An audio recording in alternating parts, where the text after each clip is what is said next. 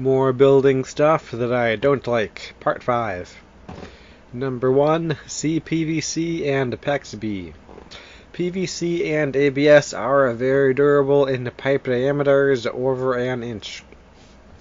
You can drive on them, hit them with a sledgehammer, freeze them, or drop them and not cause any damage. PVC, ABS, and CPVC are pretty fragile in pipe diameters under an inch. I've shattered 3/4 inch PVC just by stepping on it.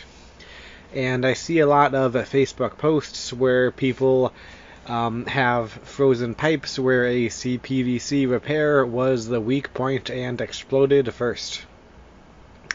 I think that the only reason why people use CPVC supply lines is because they are familiar with PVC drains and don't want to learn a new skill.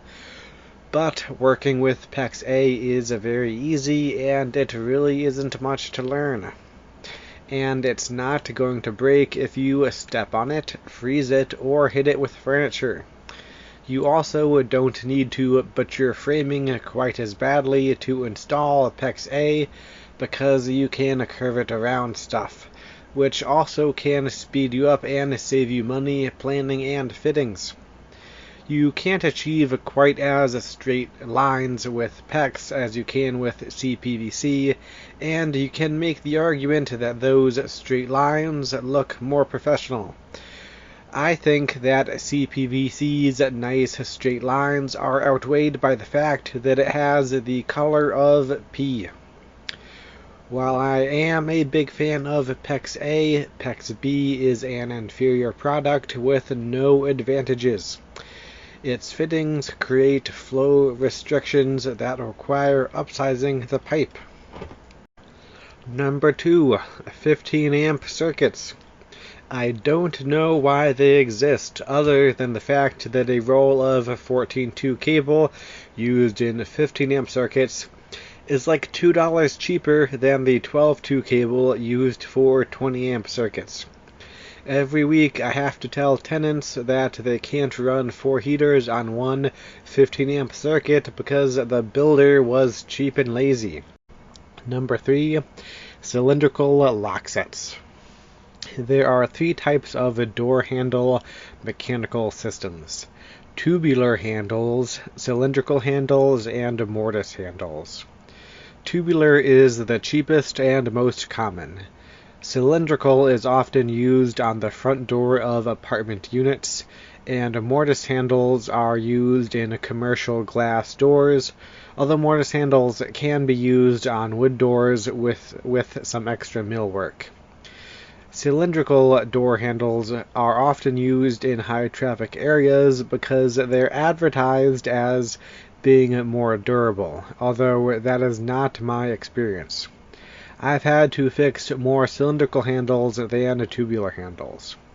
Although they tend to have thicker and heavier parts, they are super over-engineered, and their abundance of moving parts shortens their lifespan.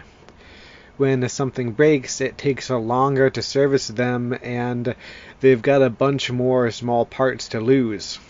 And if you lose one of those small parts and can't find it, then you might have to get a replacement at a locksmith or shell out a bunch of extra money for another complex pile of garbage. Make your life easier and install tubular handles. They're way faster and way cheaper. Number 4. Paintable caulk. I don't really dislike paintable caulk. I just think that it is used in places where it's not supposed to be used.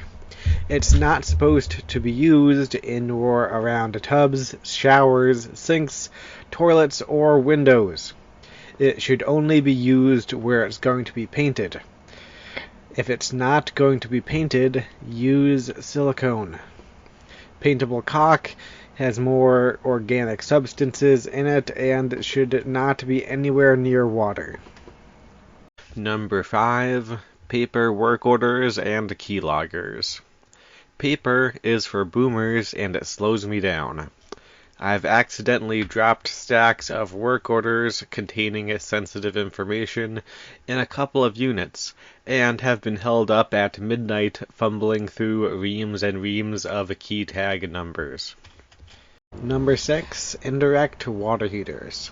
They don't warm up domestic hot water as fast as conventional water heaters, and they often cost as much or more after install.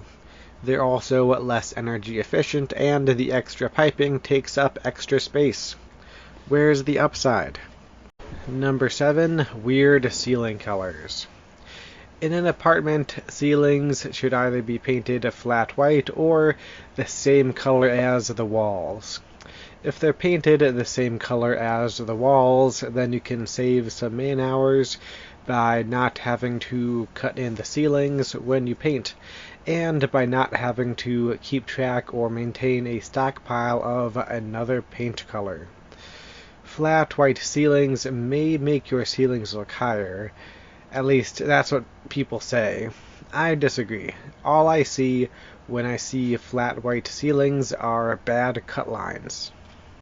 Number 8. Drywall window jamb extensions. They are high maintenance. I have to chisel out and recoat a lot of moldy drywall around windows. I generally like to use as much trim as possible.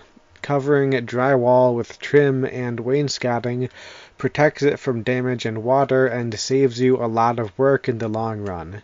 And a durable trim like red oak or PVC lasts a lot longer than pine or fiberboard. The more trim you can use and the more durable it is, the longer it will take for your real estate to look old and beaten up. Number 9. Light-activated bath fans. I worked at an apartment complex that had 2-speed bath fans, and the higher speed was activated by a light sensor. Unfortunately, the light sensors were very sensitive, and the high speed was kinda loud, so passing cars would kick on the bath fans and wake up my tenants. There are a bunch of options for controlling bath fans, including humidistats, light switch timers, and day timers. That last one I'm not a fan of, because I was at a different apartment building that had bath fans which would run every day on a schedule, and it dried the water out of the P-traps in our many vacants, so all of our vacants stunk. You should avoid bath fans that run when no one is home, but your bath fans should run automatically when the bathroom is being used. Don't rely on your tenants to run their own bath fan. And don't cheap out on the unit or the ducting. Bad bathroom venting can cost you a lot of money.